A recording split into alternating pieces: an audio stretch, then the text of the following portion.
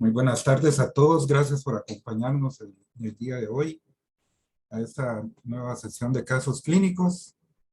El día de hoy pues tenemos el gusto y el honor de contar con el doctor Dionisio Flores. Él es un colega costarricense, es especialista en oncología médica, especialista en geriatría por la Universidad de Costa Rica. Tiene un fellowship en oncogeriatría en el Instituto Curie de Francia y también una especialidad en tumores cirológicos de la Universidad de París-Saclay en Francia. Actualmente el doctor trabaja en el Hospital Calderón de la Guardia en Costa Rica y es un gusto tenerlo con nosotros, doctor, así que adelante, por favor.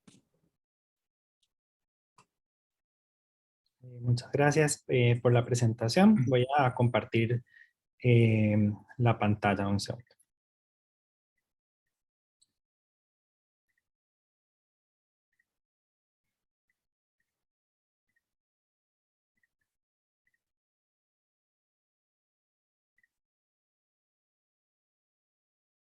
Bueno, buenas noches a todos. Vamos a revisar un poco el manejo del cáncer de riñón y les traía una presentación de generalidades, un poco hablar de la epidemiología del cáncer de riñón, algunos factores de riesgo, hablar de los hallazgos en la anatomía patológica, las manifestaciones clínicas, cómo hacemos el diagnóstico y a manera de caso clínico, cómo manejamos esta patología. El cáncer de riñón se origina principalmente de la corteza renal y corresponde a prácticamente la mayoría, un 85% de las neoplasias renales primarias.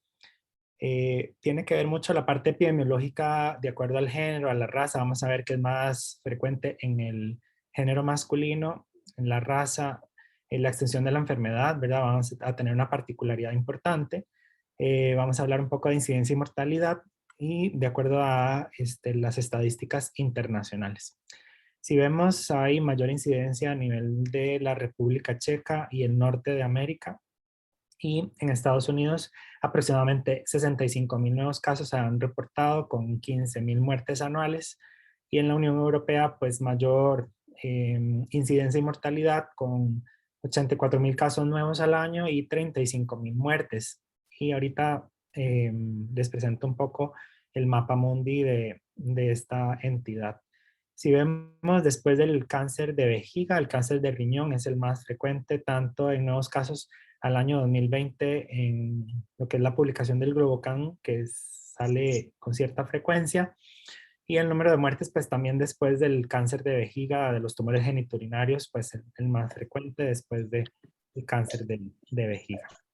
En cuanto a incidencia por área geográfica, vemos que Latinoamérica tiene una incidencia de aproximadamente el 8% a nivel mundial, y repartido un poco entre la incidencia con los asiáticos y los europeos.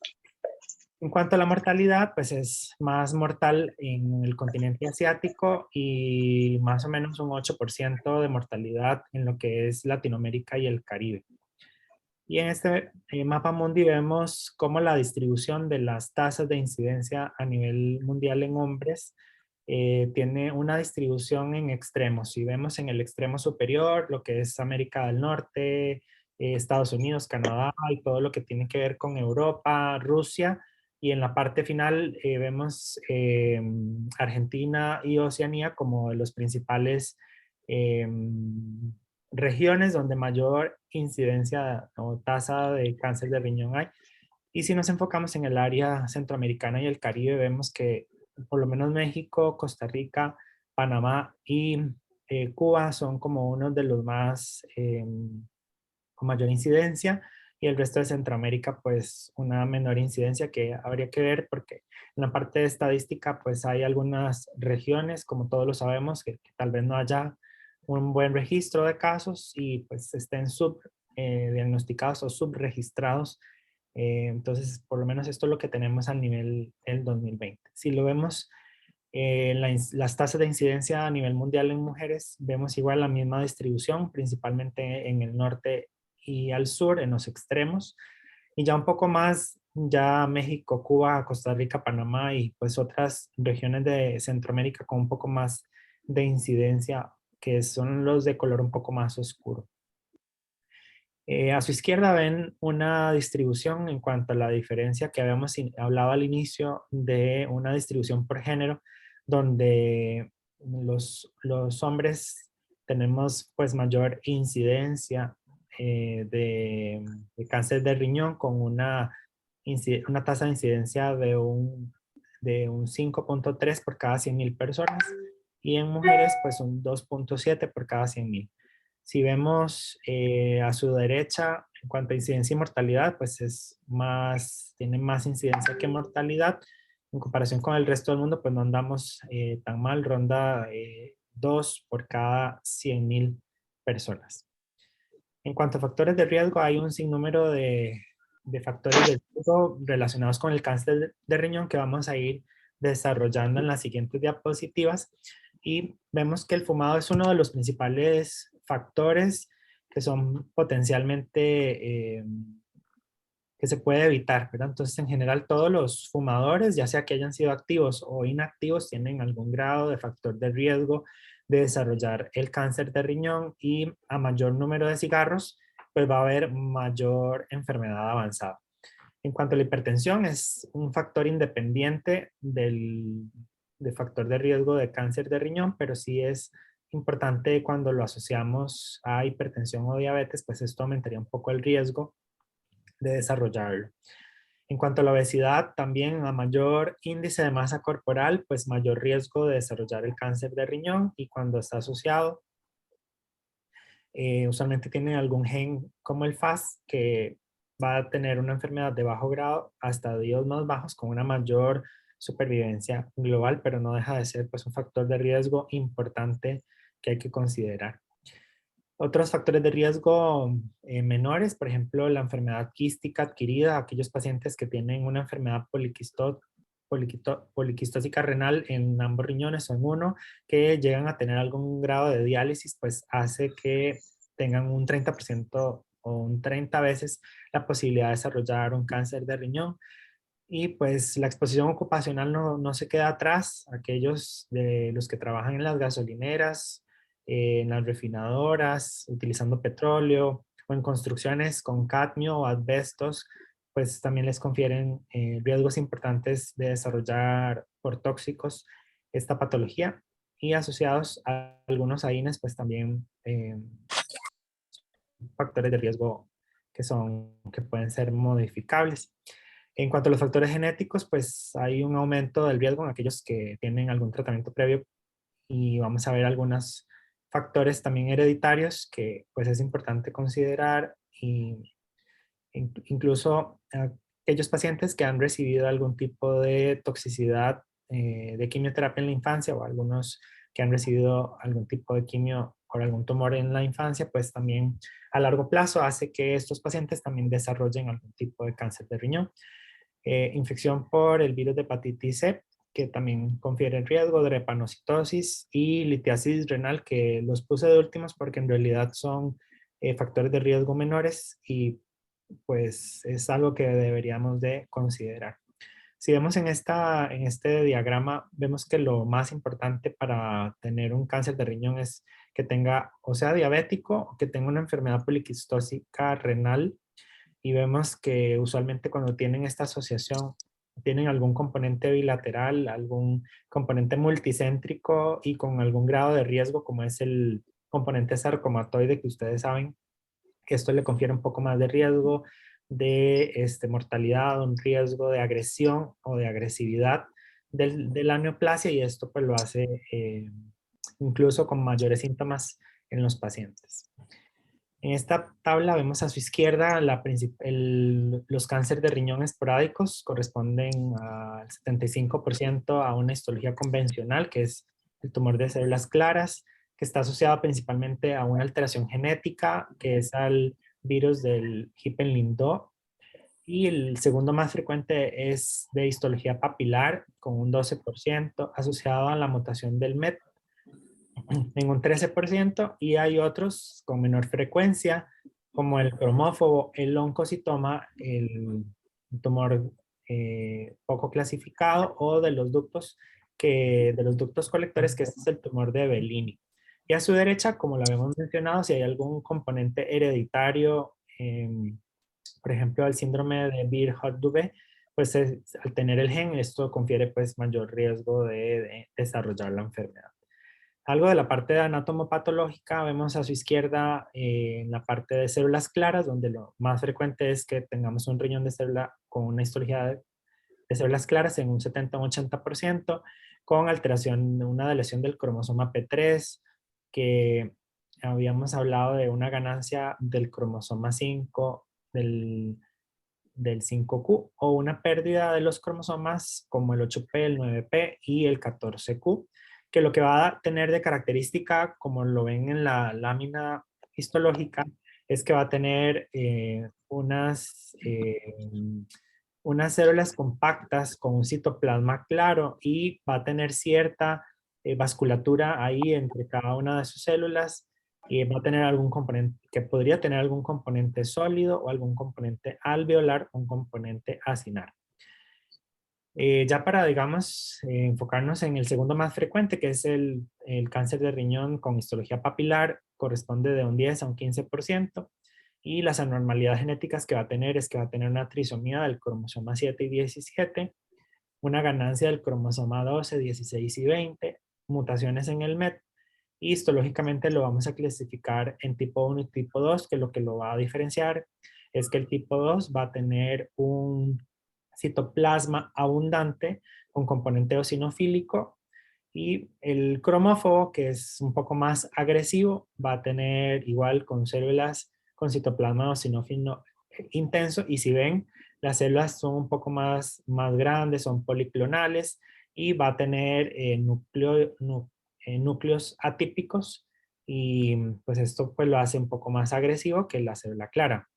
Si vamos histología por histología, dando un poco más de caracterización, vemos que el tumor de células claras de riñón sale del túbulo proximal, usualmente tiende a ser sólido y está enfocado con la asociación del von Hippel-Lindau, y va a tener pues un buen pronóstico en la variante multilocular quística, pero cuando está asociado a algún componente sarcomatoide, que fue como lo vimos, eso lo hace de mal pronóstico, con bastante resistencia a los tratamientos cuando el paciente tiene esta patología.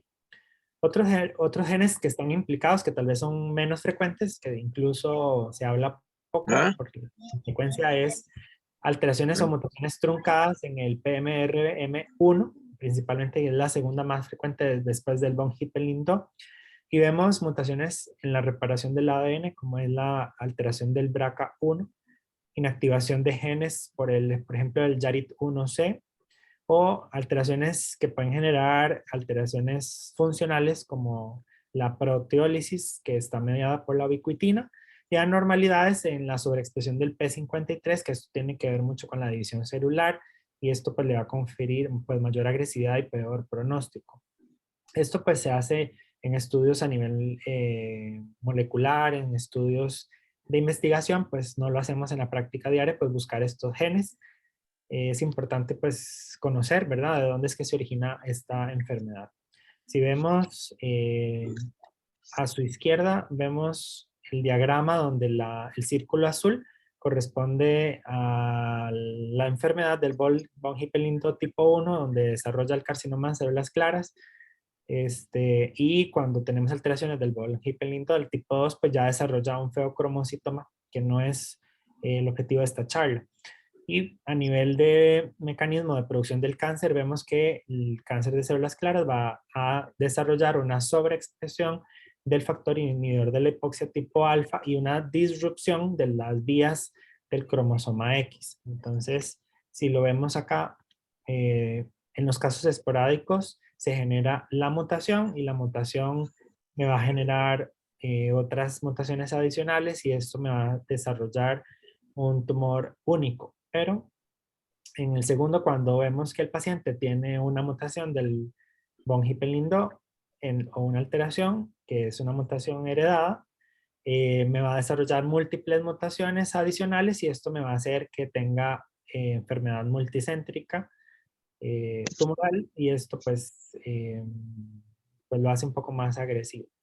En los casos esporádicos del cáncer de riñón papilar se desarrollan alteraciones en el MET principalmente y me va a desarrollar un tipo de tumor, ¿verdad? Un único tumor, pero cuando tengo la duplicación de este cromosoma 7 y tengo aparte una mutación del MET que es heredado, pues también eso hace que yo tenga múltiples tumores en el riñón y pues le confiere un poco más de riesgo. Entonces, en general, cuando puedo desarrollar una mutación en el tiempo de la vida sin tener el von Hippel-Lindau heredado, al igual que la mutación del MET, pero cuando ya yo lo traigo de nacimiento, pues eso lo hace pues de mayor riesgo con enfermedad multicéntrica.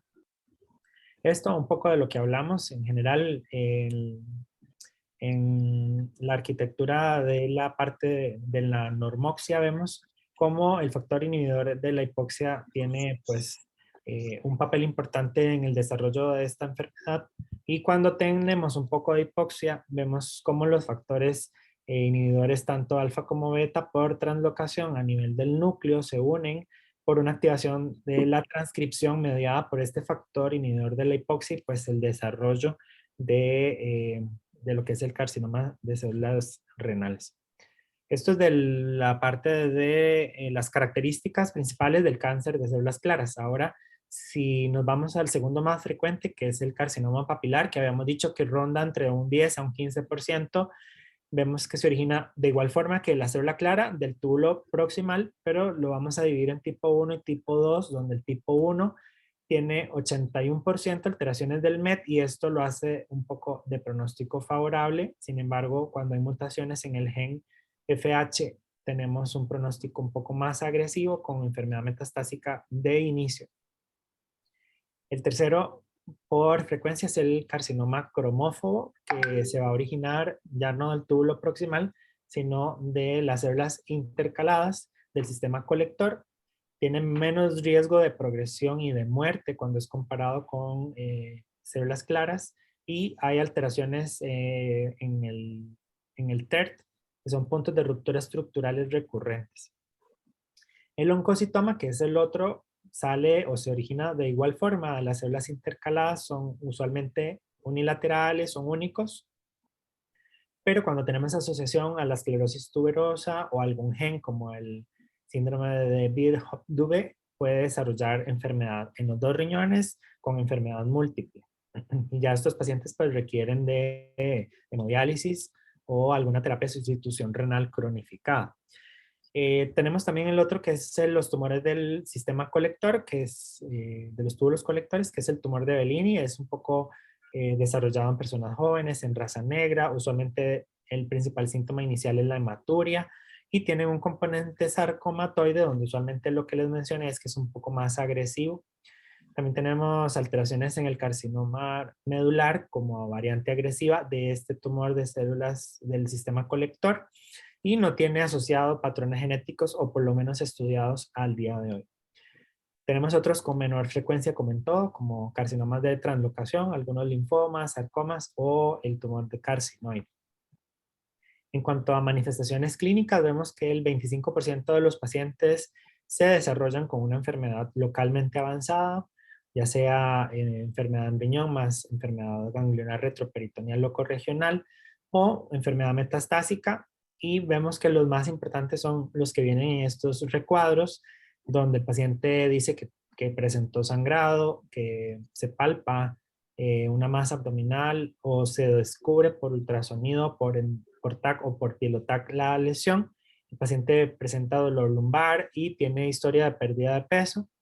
Ya otros como manifestaciones clínicas un poco más indirectas, vemos la presencia de varicocele por obstrucción de la vena gonadal ahí, y también podemos tener compromiso de la vena cava inferior. Y las metástasis que son frecuentes en esta patología, principalmente en pulmón, en hueso, hígado y cerebro, que tenemos que considerar a la hora de hacer los estudios de extensión, ir a buscar estas metástasis.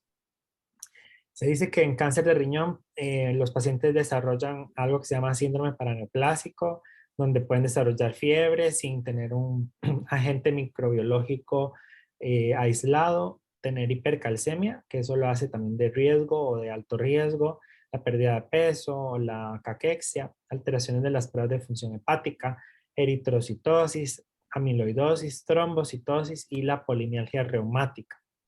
Entonces, si ocupamos sí o sí hacer un estudio de imágenes, el TAC o el pielo-TAC, para valorar invasión de la vena renal, valorar si hay enfermedad hilocorregional con adenopatías, órganos vecinos, hacer un gamma óseo, resonancia magnética si fuera el caso que lo ameritáramos, pero no es como el gold estándar en esta enfermedad, ni tampoco el PET scan se puede considerar, pero lo más importante es el TAC o pielo-TAC y el TAC completo, ¿verdad? De tórax, abdomen y pelvis y el gamma óseo, que es como lo más importante en esta enfermedad.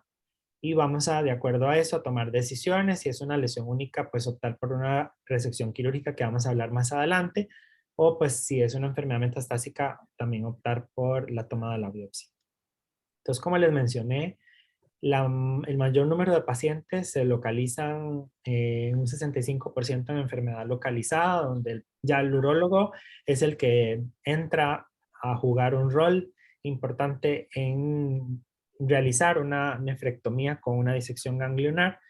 Y lo que hablamos de casi un 25, un 30% se desarrolla con enfermedad metastásica o regional, con hay ganglios perilesionales al riñón. El TNM, que no ha variado, que es la octava edición, que fue publicada en el 2017 y que no ha tenido cambios. El TNM se basa en el tamaño tumoral para poder decidir el T. Y ganglios, solamente muy fácil, si es N1, si tiene metástasis en los ganglios regionales. Y si hay metástasis, pues en el estadio clínico 4 contamos que tenga un T4 con invasión a lo que es la fascia de Gerota, o que tenga algún ganglio o que no sea regional, o enfermedad metastásica, que ya vimos cuáles eran los órganos más predilectos, ya lo consideraríamos como enfermedad metastásica.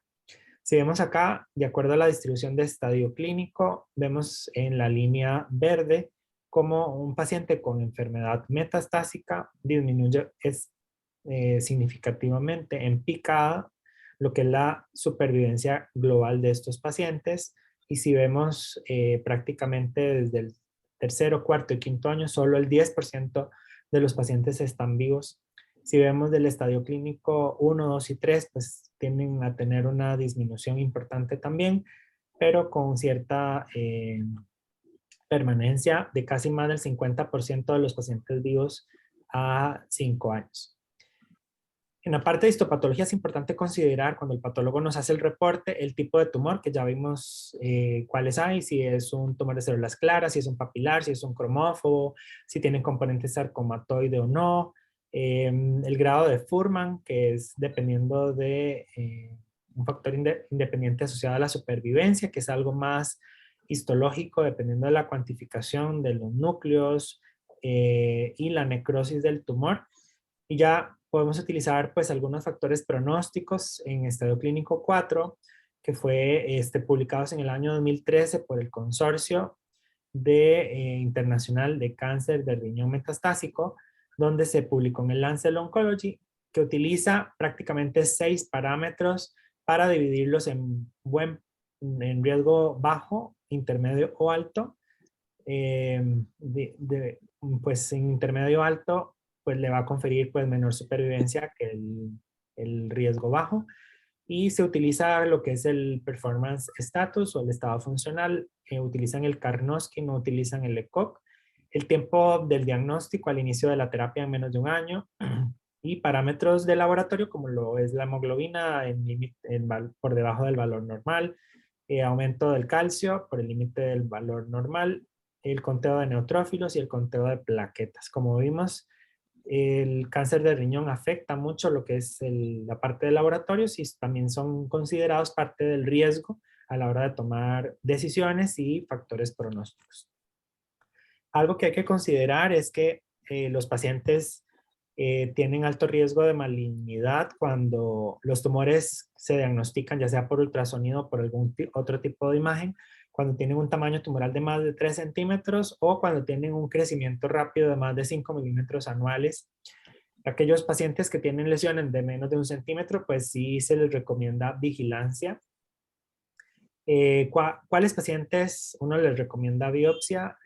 Realmente cuando no tenemos un diagnóstico claro, entonces la biopsia va a influir en el manejo. También aquellos que serán tratados con algún tipo de ablación, que vamos a ver más adelante, que dependiendo del tamaño tumoral se puede hacer una nefrectomía parcial, una nefrectomía total o una terapia ablativa. Y también para confirmar pues la neoplasia antes de cualquier procedimiento. Por ejemplo, si vemos una lesión en el riñón y una lesión mediastinal o pulmonar, de ver cuál es la lesión más accesible, ya sea por un cirujano de tórax, un radiólogo intervencionista, un urólogo, que nos pueda tomar la biopsia más accesible con menor posibilidad de sangrado y de complicaciones para obviamente optar por una terapia. Y pues no está indicado en aquellos pacientes que son jóvenes, sanos o en los frágiles que se les decidió en el equipo multidisciplinario vigilarlo, y aquellos tumores pues, que tienen menos de 1 centímetro lo podemos obviar la toma de la biopsia. En cuanto al manejo, vemos que tenemos que tomar en consideración si hay en estudios de imágenes, si hay presencia de metástasis o no. Si no tenemos metástasis, tenemos que tomar en consideración el tamaño tumoral. Si tiene menos de 4 centímetros, entonces considerar una nefrectomía parcial, si es preferido, ¿verdad? Si la técnica quirúrgica lo permite, también ya sea abierta o laparoscópica. Ahora se hace mucha cirugía laparoscópica de nefrectomías, entonces las posibilidades de recuperación son muy altas, con menor sangrado, con menos incidencia de hospitalizaciones prolongadas. Y si tienen más de 4 centímetros, entonces considerar escoger el tratamiento si preservamos una nefrona o si hacemos una nefrectomía radical. Y el otro lado, si ya tiene enfermedad metastásica, pues hay que utilizar pues terapias sistémicas para control de la enfermedad. Entonces, si nos enfocamos en la parte izquierda de la diapositiva, en enfermedad localizada, vemos que en cirugía podemos optar por una nefrectomía total versus una nefrectomía parcial, que eso hay diferentes tipos de criterio, que eso lo va a hacer el urólogo, no el oncólogo, para ver cuál es la mejor técnica, si va a ser abierta, si va a ser laparoscópica, si va a ser parcial, si va a ser total.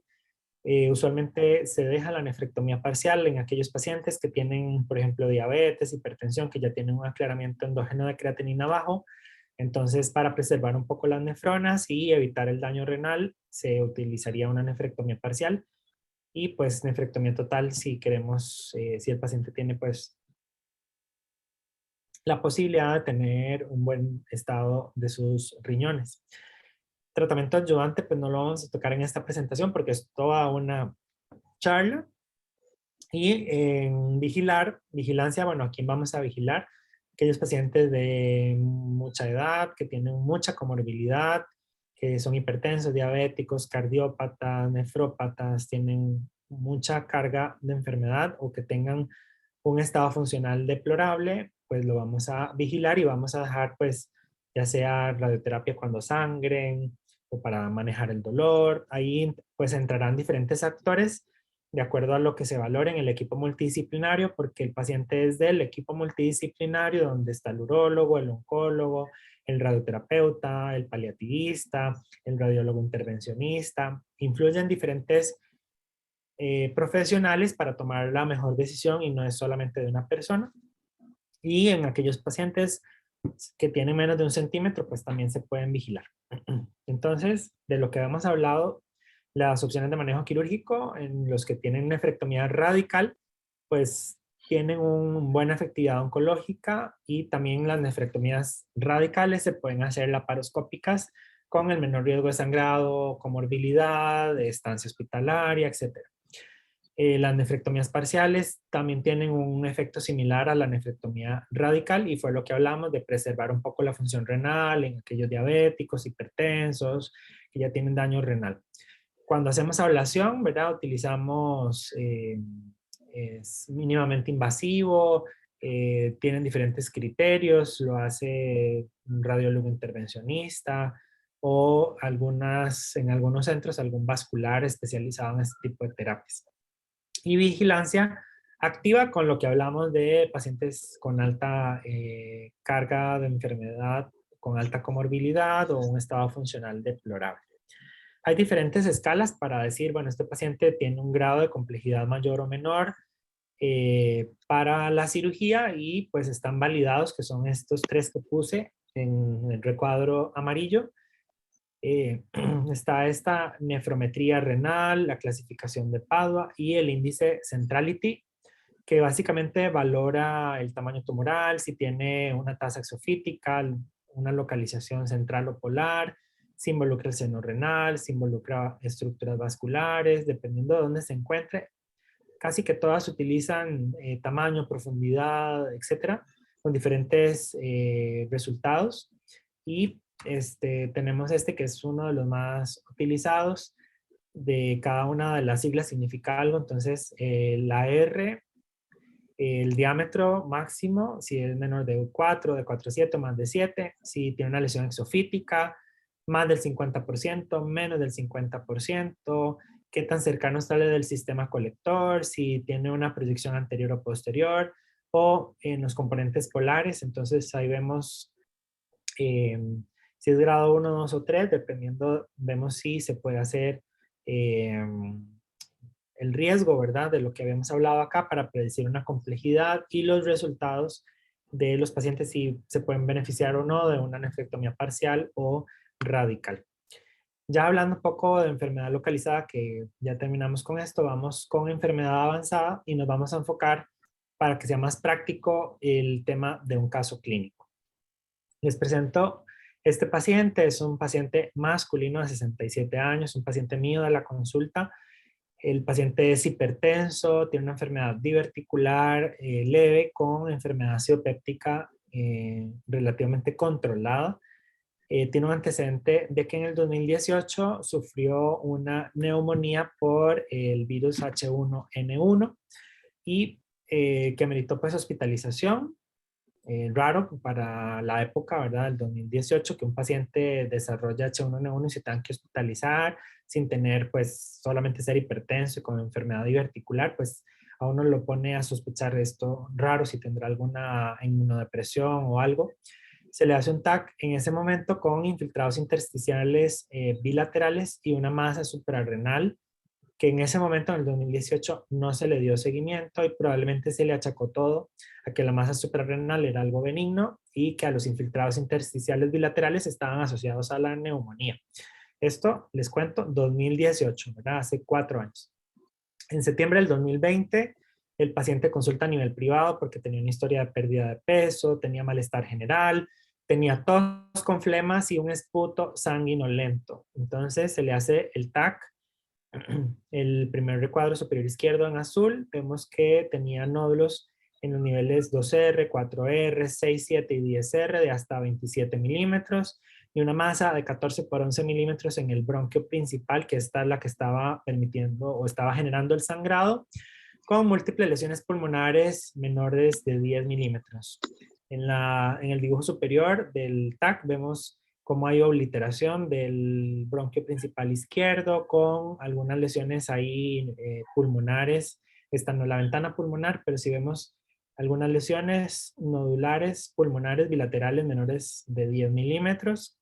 Y en la parte inferior vemos en el TAC de abdomen una masa suprarrenal izquierda, si la ven acá, de 11 por 5 por 7 centímetros y se comunica con otra lesión que está en el polo inferior del riñón, la ven acá, de 5.7 por 9.3 por 6.5 centímetros. Resulta que este paciente se le toma una biopsia del riñón y sale que es un carcinoma renal de células claras del riñón izquierdo, grado 2. No tenía componente sarcomatoide, tenía necrosis sin invasiones, tanto invasión linfática como perineural negativa. Y como tenía un esputo ahí hemoptoico, se optó por llevar al paciente a hacerle una broncoscopía y resulta que tenía una lesión que ocluía completamente la luz de la entrada a este lóbulo con una telectasia y se le hizo una crioextracción con una limpieza de todo ese bronquio principal izquierdo. El paciente dejó de sangrar y bueno, la biopsia de esta lesión del bronquio pues salió positiva por metástasis de carcinoma de células renales, de células claras. El paciente inicia tratamiento con sunitinib en el mes de noviembre del 2020. Le hacemos a 50 miligramos por 4 semanas, cada 6 semanas, que es el protocolo. Se le hace un TAC 3 meses después, en febrero del 2021, el año pasado, con enfermedad estable. Tuvo respuesta completa en el pulmón, ya no se le veían los nódulos pulmonares bilaterales, solo tenía la enfermedad mediastinal, ya no tenía tampoco lesiones en el bronquio, ya no tenía sangrado, y tuvo una respuesta parcial en los otros sitios de metástasis, que era principalmente la glándula suprarrenal, tenía una disminución del tamaño ahí. 4 meses después le hacemos un nuevo estudio de imágenes completo de tórax, abdomen y pelvis con una enfermedad estable, igual sin enfermedad pulmonar, solo la enfermedad mediastinal y glándula suprarrenal y renal. En enero del 2022, si se dan cuenta, pasaron casi 6 meses, pero entre este TAC y el otro se hizo un ultrasonido de abdomen como para no llenarlo tanto de medio de contraste, que eso también se puede hacer cuando el paciente tiene una buena respuesta al tratamiento.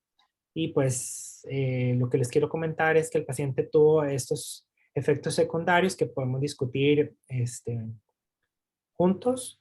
El paciente desarrolló un hipotiroidismo con una TSH de 205 cuando el valor normal es 4. Y bueno, se le inició levotiroxina a 200 microgramas cada día con un descenso de la TSH a los 4 meses en 15. Esto pues prácticamente 4 o 5 meses después de haberlo tomado. Se ha visto, hablando un poquitito de los efectos secundarios del sunitinib, es que el paciente usualmente tiende a hacer hipertiroidismo y luego desarrolla el hipotiroidismo. Y básicamente no hay como un porcentaje pues, de desarrollarlo, pero hay que hacer un examen de la TSH antes de empezar la terapia y pues darle seguimiento cada consulta, 6 a 8 semanas, con examen de TSH para estar evaluando precisamente este criterio de patología o disfunción tiroidea. El paciente también desarrolló cambios en la coloración de la piel, que yo les digo que se ponen como amarillos, pero bueno, no es que les va a dar picazón o le va a dar algún síntoma, sino es un cambio en la coloración. Desarrolla mucositis o estomatitis, conocido tal vez en algún otro país. El paciente usualmente se reporta más o menos más de un 10% de los pacientes que están tomando sunitinib, pues desarrollan mucositis y bueno, nosotros le damos una solución antimucosítica es una preparación artesanal en el hospital que tiene que tener refrigeración y pues tiene epival o ácido valproico, tiene lidocaína y tiene algunos otros productos que lo que va a hacer es reparación de la mucosa o pues algunos productos privados como ácido hialurónico o algunas otras cosas que le puedan ayudar a reparar esa mucosa. Hipertensión arterial grado 2, el paciente desarrolló. Usualmente la hipertensión, el 30% de los pacientes que tienen sunitinib desarrollan hipertensión, o sea, no es un tema que hay que dejar de lado, o sea, hay que decirle al paciente que se tome la presión, que lo anote, que haga un registro, que nos lleve a la consulta eso, que si se pasa del valor, pues nos notifique. Paciente de base ya era hipertenso y aparte hubo que hacerle un ajuste en el tratamiento antihipertensivo. Cuando los pacientes desarrollan hipertensión arterial grado 3 o 4, la guía lo que dice es que hay que suspender el tratamiento, estabilizar la hipertensión y pues retomar el tema del reinicio del sunitinib. Sin embargo, con este paciente, bueno, con el ajuste del tratamiento se logró estabilizar la presión y pues no hubo que suspenderlo y se mantuvo con la terapia. El otro es el sabor metálico, que es como un trastorno ahí, una disgeusia, que el paciente lo dice como un sabor amargo, un sabor metálico, y eso pues hace que la parte nutricional se vea involucrada y que me desarrolle hiporexia o una disminución del apetito y por lo tanto una disminución del peso. Entonces es importante también que la parte nutricional esté metida dentro del equipo multidisciplinario o algún otro servicio que le pueda ayudar darle seguimiento a estos pacientes con la parte alimenticia. Pues bueno, contarles un poco que el paciente progresa en mayo. Aquí ustedes ven en el dibujo al 22 de mayo se le hizo un TAC y la parte mediastinal pues tuvo mayor progresión en otras zonas mediastinales. Y la parte pulmonar pues se mantiene estable. Aquí vemos también pues mayor compromiso de estructuras ahí en mediastino, y la lesión de la glándula suprarrenal pues tocaba un poco lo que era el músculo psoas, con igual el dolor, un paciente con dolor a nivel lumbar, con limitación, con aumento de tamaño de la lesión, pues el paciente progresa. Y si vemos acá, el paciente tuvo una supervivencia libre de recurrencia de 1 año y 6 meses, desde noviembre del 2020 hasta mayo, junio del 2022, y pues el paciente inicia una segunda línea con axitinib en junio del 2022 y pues ya lleva 2 meses con la terapia. Pues no tenemos un estudio de imágenes control porque no ha completado como el tiempo para poder hacer imágenes, pero bueno, ya agosto, finales, principios de septiembre, le toca un estudio de imágenes.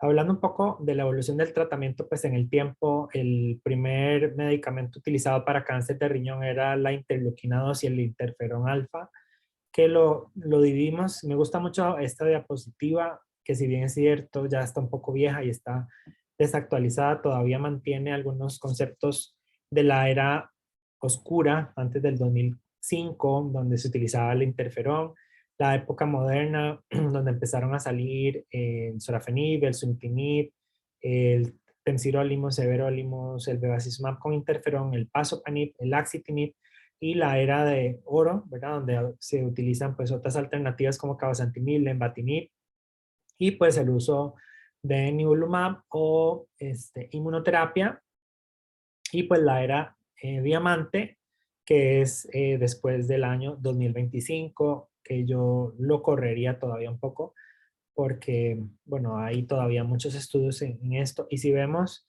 en las gráficas donde la supervivencia, pues, era muy baja con el verde y el azul, y lo que es naranja y rojo, vemos que la idea es que los pacientes vivan más y que tengan una mejor calidad de vida. Y ahora, pues, todos los estudios, incluso que pide la FDA de los centros regulatorios, es que tengan dentro de los estudios clínicos estudios de vida real, y esto pues hace que el estudio tenga pues más validez. El paciente pues utilizó sunitinib, entonces vamos a revisar este artículo. La revisión fue por el doctor Motzer en el año 2007, fue publicado en New England, donde vemos que, como sabemos, es más frecuente en hombres con estados funcionales adecuados, metástasis en diferentes sitios, principalmente en más de 2, con una escala de riesgo que se llama MSK, que no es el IMDC, pero antes se utilizaba esta escala que incluye o lo divide de la misma forma que hace el IMDC, de las escalas de riesgo, y pues el paciente tenía prácticamente un 30% de respuesta objetiva, 30% de respuesta parcial, 48% enfermedad estable, y comparado con el interferón, pues desbanca, por así decirlo, el uso del interferón alfa, que fue como el primer producto que vimos acá,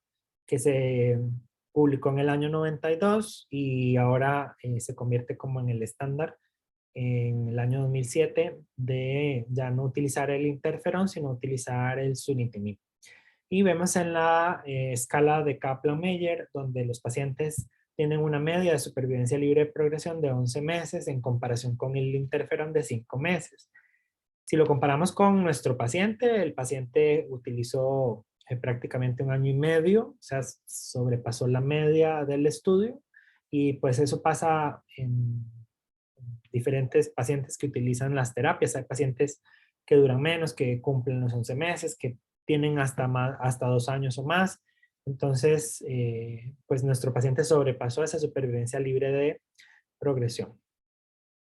En segunda línea, pues ahora que estamos utilizando en este paciente el uso del axitinib, vemos este estudio publicado en el Lancet en el año 2013, De igual forma, por el mismo autor, el doctor Motzer, valora, digamos, si utilizamos sorafenib o si utilizamos axitinib en segunda línea. Es un estudio de no inferioridad donde vemos en las curvas que de los pacientes, pues se puede utilizar una segunda línea con un inhibidor de tirosinquinasa con beneficio tanto en supervivencia global como en supervivencia libre de progresión.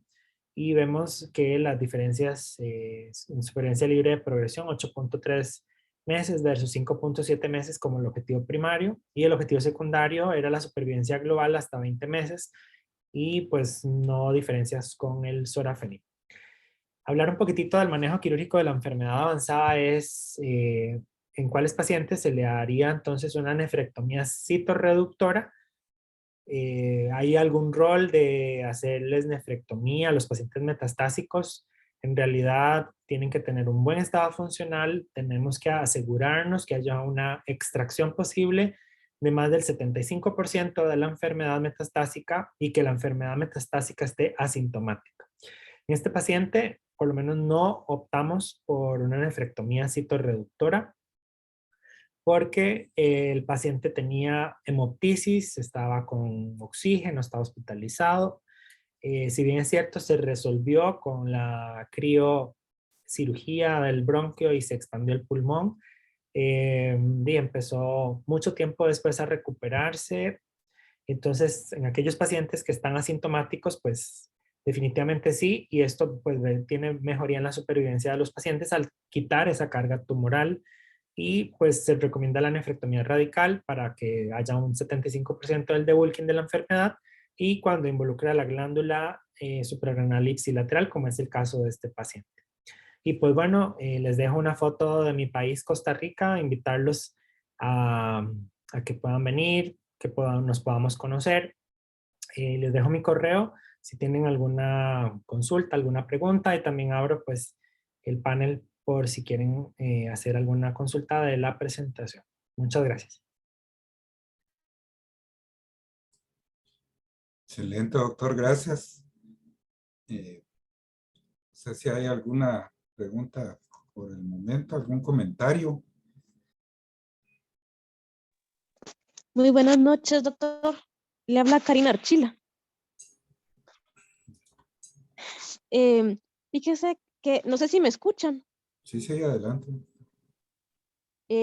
Tengo un comentario y una pregunta.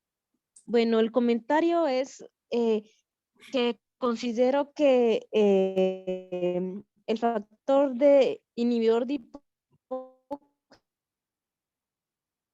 tiene una gran relevancia en el cáncer renal, pues al final también causa hipoxia en el riñón, al igual que la diabetes mellitus, porque hay una alteración de los vasos renales. Y que la obesidad, pues, causa SAOS y al final una hipoxia. Entonces creo que es así como se relaciona todo esto. Es Ese es el comentario. como un círculo vicioso. Sí, como un síndrome metabólico que tiene todo el paciente. Y pues la pregunta es, doctor, ¿y qué tal? O sea, esto realmente no es basado en ningún estudio porque es una pregunta que me acaba de surgir.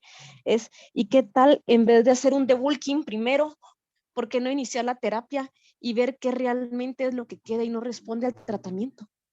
Y realmente operar eso, qué es lo que no respondió, Sí, en con un realidad, control local. sí, en realidad Gracias. el manejo de la enfermedad metastásica en cáncer de riñón y en muchas patologías es, si tiene enfermedad metastásica, no se opera, ¿verdad? Hay que manejar la enfermedad metastásica con tratamiento sistémico. Sin embargo, salió un estudio que es el estudio Carmena, que se actualizó hace poco, hace unos 2 o 3 años en ASCO, donde los pacientes se beneficiaban de la supervivencia en aquellos que son pacientes asintomáticos, que tienen un debulking de la enfermedad para quitar todo lo que es la carga tumoral. Sin embargo, como darle tratamiento sistémico y después operar la enfermedad metastásica, en realidad no tiene como un rol bien claro, a menos de que realmente después de la evaluación solamente tiene una enfermedad única en algún sitio y usted va a hacer la cirugía y va a quedar con márgenes negativos, sin enfermedad tumoral en el paciente, ahí podríamos valorar, pues, optar por una cirugía en estos pacientes. Pero el rol es básicamente mantener la enfermedad sistémica, el tratamiento sistémico, perdón. Ok, doctor, muchísimas gracias. Doctor Dionisio, buenas noches. Buenas noches. Mire, una pregunta. ¿Qué altura, cómo se llama este volcán y qué altura tiene? Porque aquí hay uno que es el volcán de agua, que es muy parecido. Casi le iba a decir yo que era el volcán de agua. ¿Qué altura tiene este? Ya le digo. Bueno, este es el volcán Arenal. Está como al noroeste del país. Es bastante bien visitado y tiene varias, digamos, hay diferentes zonas alrededor para visitar y está a 1670 metros sobre el nivel del mar. El nuestro, el volcán de agua, tiene 3756. O sea que es más grande. Pero qué bonito y lo felicito. Una plática muy interesante. Muchas gracias. Gracias.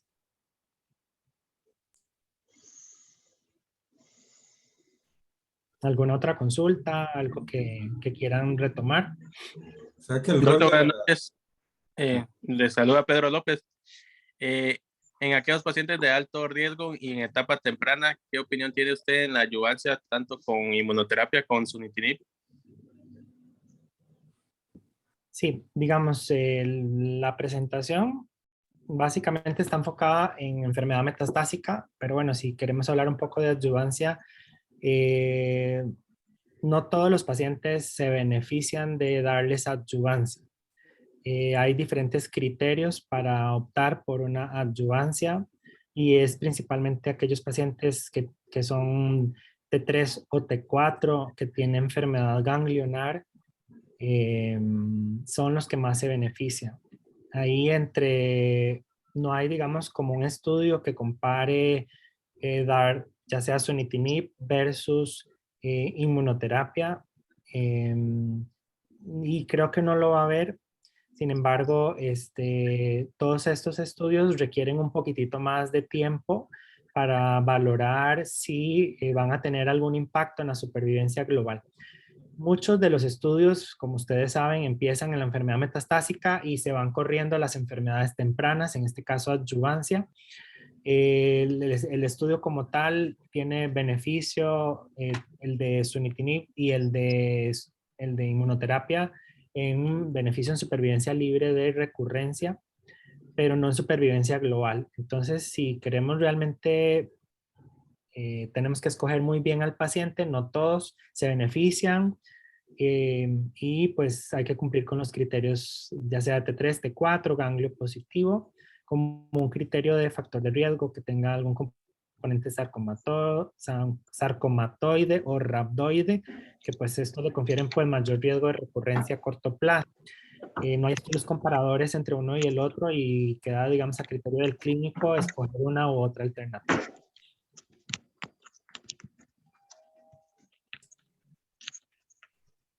¿Alguien más?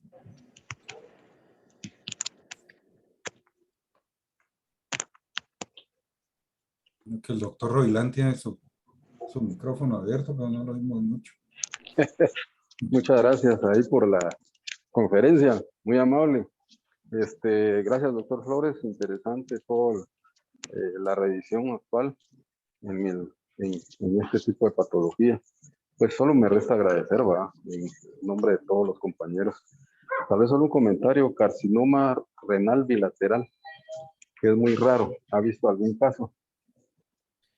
No, no digamos sincrónico, pero sí metacrónico, ¿verdad? Hemos tenido pacientes que les habían hecho, por ejemplo, una nefrectomía derecha y 2 o 3 años después desarrollan una nefrectomía izquierda o contralateral. Sí hemos tenido una paciente con hemodiálisis, precisamente por el mismo, una paciente súper adecuada.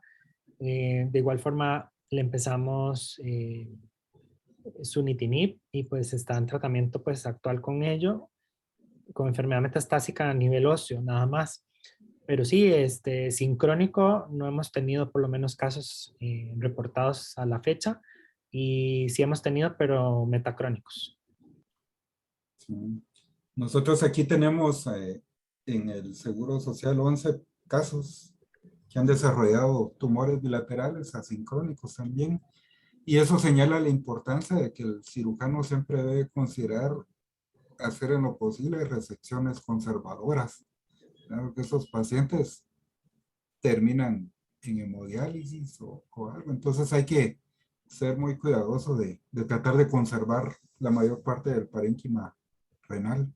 Sí, y todas las decisiones que tomamos tienen que ser siempre colegiadas a nivel de los equipos multidisciplinarios para tomar la mejor decisión con el paciente, ¿verdad? No es como una decisión unilateral, ¿verdad? Yo creo que todos tenemos diferentes visiones del manejo, y obviamente pues el paciente se va a beneficiar de la mejor terapia. Entonces sí es importante que todos los casos se traten de manejar en un equipo multidisciplinario para tomar una decisión conjunta. Sí. Bueno, no sé si alguien más tendrá Muchas gracias. algún otro Mire, comentario. una pregunta al doctor Dionisio. Adelante. Adelante. Doctor, fíjese que escuchando el caso que usted presentó de su casuística personal, este paciente tuvo un problema de tipo neumónico, H1, que así es, ¿verdad? Sí, H1N1, una Y neumonía le, 2 años antes del diagnóstico. y le hicieron una tomografía, una radiografía, una tomografía, y salió el tumor renal ahí, pero por alguna razón lo dejaron pasar hasta el año y medio. ¿Qué pasó Así es. ahí? ¿Por qué lo dejaron? ¿Por qué no actuaron sobre el tumor renal? ¿Lo que pasó? Perdón. Sí, digamos, a nosotros nos llegó, porque es un paciente de la Seguridad Social, nos llegó ya con el diagnóstico. El paciente se manejó de forma privada, tanto del H1N1 como de los estudios iniciales del TAC, ultrasonido, biopsias. El paciente, digamos, lo que nos mencionó es que en ese momento todo se le achacó a que las lesiones pulmonares eran relacionadas a H1N1, y que la enfermedad de la glándula suprarrenal era un tumor benigno y no una enfermedad renal neoplásica. Bueno, entonces no se le dio tampoco seguimiento, y el paciente pues se perdió por un tema de pandemia, ¿verdad? Sabemos Pues que después del 2018 ahí no tuvo seguimiento, cayó la pandemia, y pues nos cayó ya con enfermedad metastásica. muchas gracias. Pues gracias a todos y gracias, doctor Dionisio. También nosotros esperamos podernos ver en persona y que usted nos visite también aquí en Guatemala. Muchas gracias. Ahí estoy para servirles. Les dejé mi correo, y muchas gracias por la oportunidad. Seguimos en contacto. Muchas gracias. Buenas noches a todos. Hasta luego. Gracias, doctor. Bueno, buenas noches. Mucho gusto, gracias. Gracias, doctor Castro. Gracias, doctor Flores. Buenas noches. Gracias, doctor Dionisio. Buenas noches. Silvia, Buenas adiós. buenas noches.